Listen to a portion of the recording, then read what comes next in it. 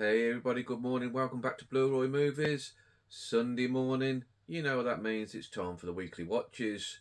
Got 7 titles for you this week, managed to slip in the one a day. Had a couple of days break from the football, so managed to double up on a couple of days. So let's crack right on to it. First up, I watched last Sunday, Marilyn Monroe film I hadn't seen before, Bus Stop. Now, what a weird film this was. This is about Marilyn Monroe's character. She meets up with Don Murray. Now, Don Murray, he's a country lad, he's a cowboy, hardly ever left his ranch, no life skills, never known anything but cowboying, and he travels to the big city to do a rodeo contest. I think it was Phoenix, right off the top of my head. And like I say, he's got no life skills. When he gets to Phoenix, he sees Monroe's character and she's like a bar singer. And he decides he's going to marry her. Only problem is, Marilyn's not that keen. So he goes to lengths like kidnapping her, tying her up, hitting her, and all sorts of dastardly things. Now the thing is with this, I've described it, it sounds like a horror type thriller, doesn't it? But no, it's actually supposed to be like a light-hearted comedy. Now if people in 1956 America thought this was comedy, it's quite perplexing. I really can't see how... I'm not being woke. I mean, I'm one of the first ones to call that out, but it was just so odd tonally. I couldn't believe it. And then at the end of it, it plays out all the tropes. He gets his comeuppance, and then they start kissing. Honestly, one of the most bizarrest films I've ever seen in my life. Like I say, if they'd have kept it as a horror thriller, I think this could have been a cracking film, but no, really strange stuff. Anybody else seen it? What did you think? I just couldn't get my head around it. Honestly, it done me nutted. Yeah, it's Bus Stop. Weird. Next up, Howard Hawks' Dorado, Robert Mitchum, John Wayne, young James Caan. Essentially, Hawks remaking Rio Lobo and Rio Bravo. But you know what? It's a great concept and it absolutely worked again for me. I found it quite wonderful. Mitchum as the washed up drunk sheriff. Wayne as his mate, going to help him out as best as he can. You had James Caan as the marshal. It was that terrible at shooting that he had to have a scattergun just so he could hit the cow's arse. You also had the character, like the Walter Brennan character in Rio Bravo, who's going to guard the criminal in the jail while the bad guys are trying to get him. Yeah, exactly the same story, but really good. Like just the camaraderie and the chemistry amongst the lead characters just left me really enjoying it and glued to the screen. Yeah, really good stuff. I think I might even prefer it more than Rio Bravo. That might be controversial, but that's how it landed with me. Yeah, really enjoyed this. And I'm getting more and more now into Wayne. He was an actor that younger years kind of annoyed me a bit, but you know, I think as I'm getting older, really now do appreciate it. I love how he delivers his lines. He starts saying a sentence and then he'll pause. And then he'll continue it a little. Yeah, really great stuff. I haven't seen Rio Lobo, and I'm told that it's the same story, so I must get on that one as well. Next up for me. Now, there's been quite a bit of Basil Dearden talk around our circle past few weeks. Myself, Neil has been talking about Basil. Heck, even Basil made it onto Kermit's Monday video last week, so I picked up the ball and carried on with it with the square ring. Now, this was another one that I really, really liked.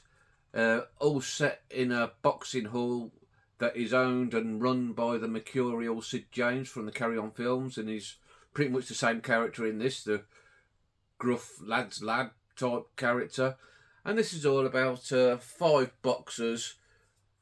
When they've got to the venue, they've been allocated dressing room 2, which means they're not going to fight each other. They're going to be fighting somebody from dressing room 1. And you get to know all the different characters, all their different backgrounds. You have quite familiar tropes with boxing films, really. You've got the guy who's supposed to be taking a dive, or the mob will be after him and his girlfriend. You've got a punch-drunk boxer played brilliantly by Bill Travers from Born Free. He was one of the standouts in this. You've got Bill Owen, a.k.a. Compo from Last of the Summer Wine. Is like a young Bill Owen, cheeky chappy he is, and he's got loads of female hangers-oners, one of them being Joan Sims, also connected with the Carry On films. You've got the ex-champion who's back for another shot. You've got the aging pro who just can't believe he's on first on the bill, just can't believe it. And you get to know all the characters, all the backstories, and it's just a wonderful, wonderful bit of characterisation and film telling. Yeah, I really enjoyed this. And it had quite a heartbreaking ending. Yeah, absolutely wonderful stuff. I'm afraid this is quite heavily out of print now, this network release, as they all are now. And what I really liked about this is the little pamphlet inside. It's like the programme that you're going to get from the boxing match. I'm not sure whether it's on YouTube or free to stream, but if it is, highly recommend it. Good hour and a half's entertainment, wonderful stuff. Next up for myself was Jurassic Park 2, The Lost World. Now, obviously, the first one is a classic, and it's never going to top that, but I quite enjoy this as well. It's just good fun, isn't it? Some good set pieces in it. I particularly like the scene where the trailer's hanging over the cliff and they're trying to get out of it on ropes. Yeah, brilliant dinosaur action. You've all seen it, you all know it. Good stuff. Next up, I watched The Promised Land. Now, this is a film I was kindly sent by a subscriber, Ellery. So I thought I'll get around that, give it a go, and see what it's like. And, you know, absolutely fantastic film, and maybe the pick of the week. This is about Mads Mikkelsen's character. It's set in the 1750s in Denmark. He's a retired captain in the German army, he was, and he comes from a poor background, so he hasn't been promoted up to captain through family or anything like that. He's worked at it, he's soldiered his way through life, and now he's ready to do something different. Now, he wants to cultivate the fenlands in Denmark, which was supposedly uninhabitable. And the King of Denmark, he's particularly welcoming in anybody who could get it cultivated, so it could bring settlers to Denmark and some more wealth to the country and basically elevate Denmark. So he's more than happy to let Mikkelsen have a go at it and promises him, I suppose, our equivalent of a knighthood and an estate if he can manage it. Now, it's all tough at the beginning, but then Mikkelsen finds an area land where he could grow potatoes. And I think potatoes were not native to Denmark, so it's an all-time first, and things start going well. That is until this guy on the back here, he decides he wants a piece of the action. Now, he is the local lord. He claims to own the land, but he doesn't really. The fenlands are part of the king's land, and Mikkelsen's had permission from the king already to do what he's doing. But this guy, he's not taking no for an answer, and he's going to do whatever means it's necessary that he finds to get a piece of the action.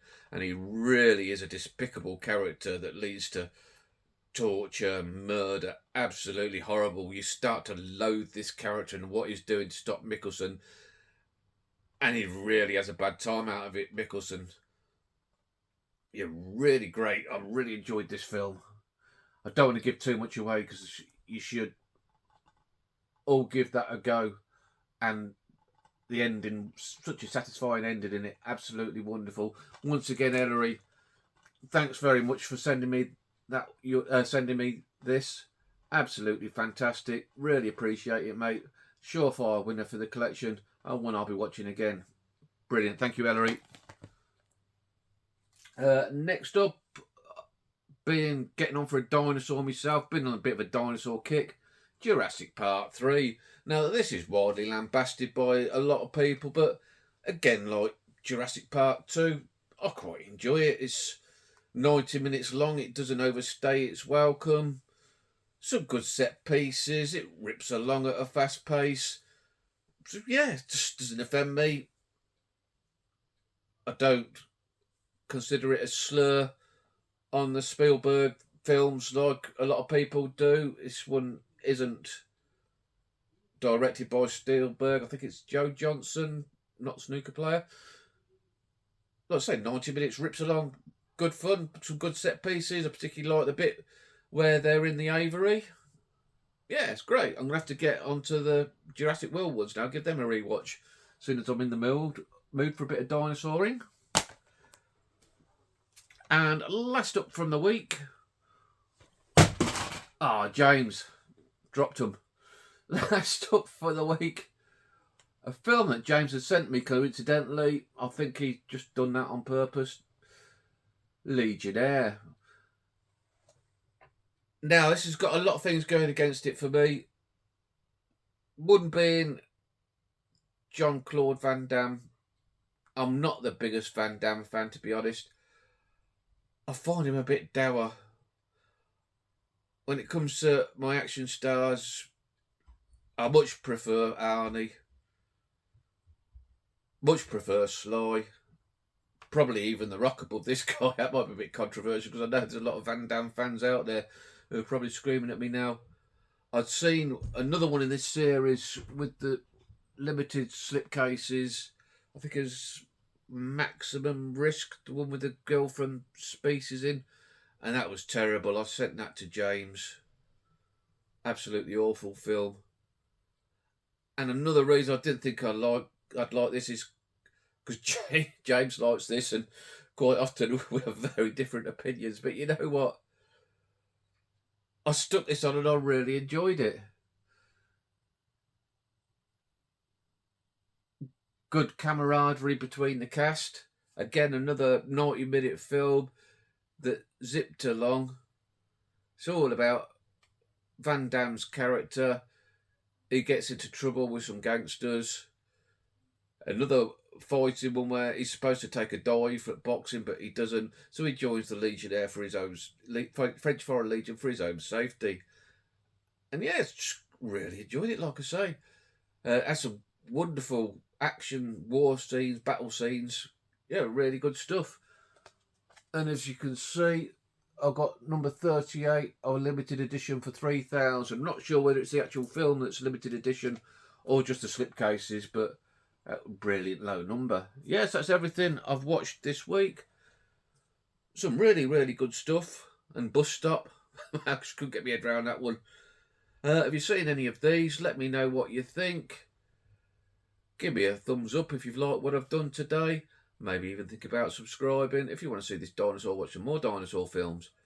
You have a good rest of your weekend. Be good, and I'll catch you all soon. Goodbye.